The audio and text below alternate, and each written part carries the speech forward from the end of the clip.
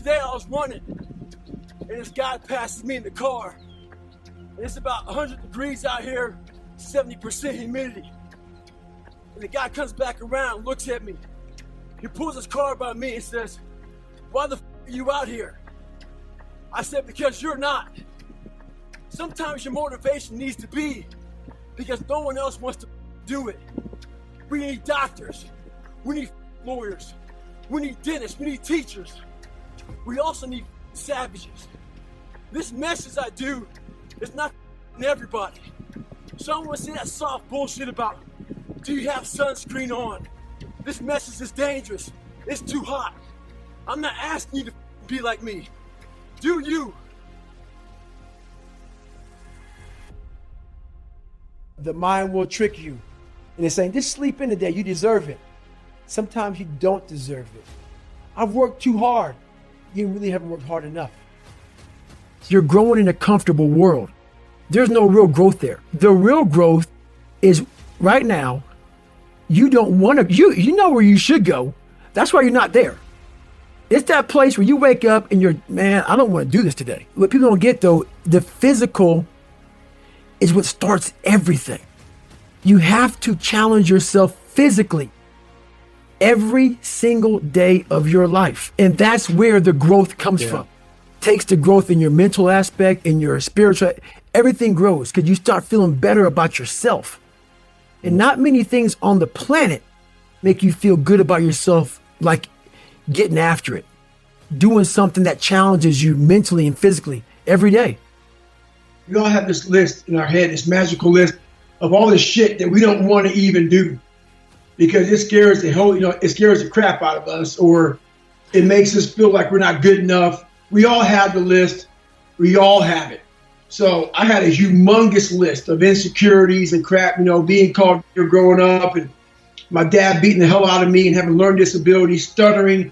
I had all kinds of just demons that just made me just afraid of everything. And I designed this program myself. When I realized I had this voice, we all have this voice in our head, whether you believe in God or whatever the hell you believe in or don't believe in, whether you believe in yourself. There's always this voice in our head telling us different things. And the voice in my head, it kept on calling me like, you're just a pussy, man. You are a big fucking pussy, man. You're scared of all this shit over here.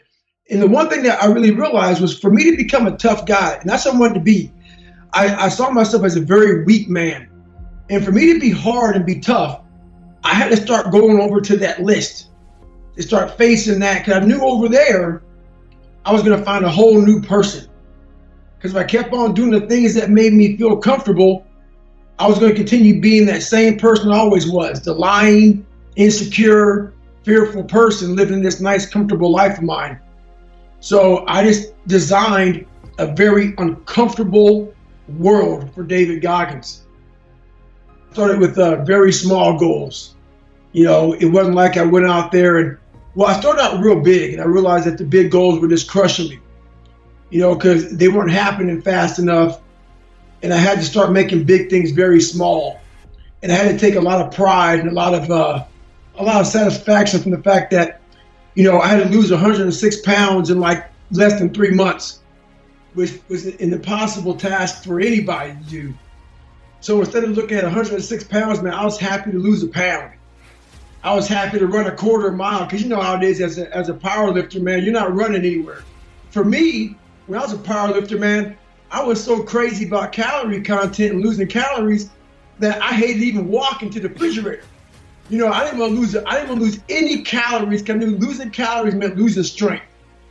So I was a freak about all that stuff, man. So I had to totally flip my mindset about all that stuff and just find very small goals and start achieving them, being proud of myself through those small goals that I accomplished.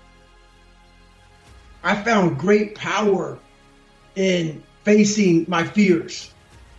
And by doing that, it gave me such confidence to stand in front of a lot of people, because I now know what a lot of us are going through, so much shit. But I had the guts to face it. I had the guts to tell people how messed up I am, how messed up I was, the struggles I'm going through. Very few people have that in them to do that on a public platform. And that gives you a lot of confidence. When you finally get to the point when you really mean, I don't give a fuck what you think about me, there's a lot of power in the fact that you can stand up in front of people and look at them, and if you mess up or if you whatever, if you start stuttering, you don't care. And to have that kind of mindset, I'm finally there now through facing myself. So yeah, all those things I don't fear too much anymore, man. And if I do, I attack it. We all talk about time. We don't have enough of it. That's bullshit. What you don't do right is you don't prioritize what is important in your life. And for me training and the things that I do on a daily basis, that's how I start to build my armor. My mental armor starts to get built up by doing these things that are uncomfortable for me. So I still hate running. You know, I was a big guy twice in my life because I like to gravitate towards the heavy lifting and also big time eating. I love to eat. I love to lift. So running is very uncomfortable for me. So I do that every single morning. Every time I get up, I will get it in no matter what happens during the day. I will put off meetings. I will put off whatever. I will escape. I will miss a meal. I will do whatever it takes to get that exercise in. People out there would think I'm not happy. And I am happy because this is my lifestyle. This is what I want to do. But trying to find your best self, you become unbalanced. And people always talk about this mythical creature called the balance. You want to be balanced. And I think balance is a bunch of bullshit. If you want to be great at anything, the Michael Jordans, the Tiger Woods, the greatest people of all time, all these guys, you talk to these guys, on the surface, they have a life. But I guarantee you drill down deep, man, they are so off fucking balance, and that's how you become great.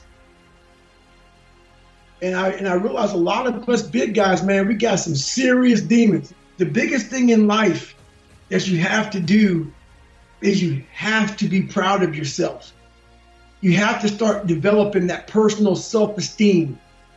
And it has to be something that it's an internal thing. And it has to come from a lot of hard work and dedication. I walk around life with so-called headphones on my head, man. I don't, really wear them, obviously, but I just have these earmuffs on that I silence out the noise. I silence out the judgment. I silence out the self-doubt. I silence out all the naysayers. And, those people get in our head. And then we start getting in our head. And the most important conversation we'll ever have is when we have it ourselves. And like you were saying to yourself, man, I'm dumb, I'm this, I'm that. I was the same fucking way. So if that's what you're constantly repeating to yourself in that internal conversation, man, that's who you're going to be. And my biggest thing for these people who are out here is, honestly, man, you have to start callousing over that victim's mentality.